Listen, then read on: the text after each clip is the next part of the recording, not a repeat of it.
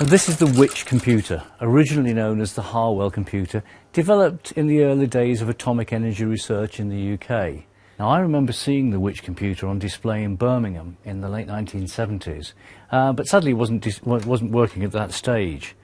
And then for many years the machine was lost. But in 2009, on looking through some photographs of a museum store, I found a picture of the original control panel.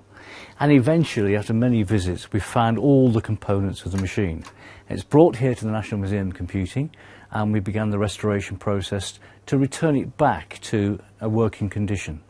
Now, I'm going to introduce Delwyn, who's part of the team that looks after the machine. Oh. What state was it in when it got here? Well, it was very dirty, as you can imagine, having been in storage for so long. And also, one of the first things we had to do was work out where all the kitted parts we received actually went on the racks. And we did that from old photographs and other evidence that we had. So it's substantially complete now, as it was originally? Yes, that's right. And pretty much all the parts you can see in the machine are still the original parts. Can you show me the machine working?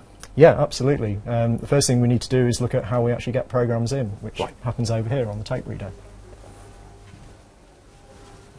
So all the programs are loaded into the computer on paper tape, and someone actually has to punch this paper tape out by hand. Oh, wow. So we load it into the reader here, and then to kick it off we go back over to the control panel. Okay, so we'll now start the machine.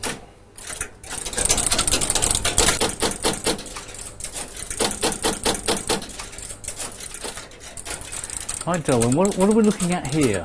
Well, what you can see here is the machine is now loading its program into the memory stores. Right. Interesting thing about this computer is it's entirely based on decimal counting, not binary like a normal computer. And you can actually, these devices are called decatrons, and you can actually see directly from them what number they hold. These are all being cleared to 0. Right. So each one of those is a memory location? That's right. So altogether the machine can store 90 numbers. The closest analogy is a man with a pocket calculator. Which goes quite slow. Very slow. However, unlike the man with the pocket calculator, this machine can carry on day and night and it doesn't make mistakes. Absolutely. So Delwyn, what state is the machine in now?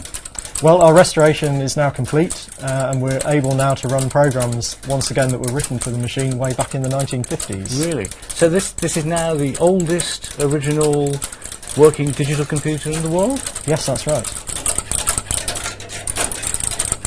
It gives us an understanding of the state of technology in the late 1940s. It's also doubly useful that it's such a visual machine that when we're teaching school children about how computers work and about computer programming, they can see inside this machine and see it operating.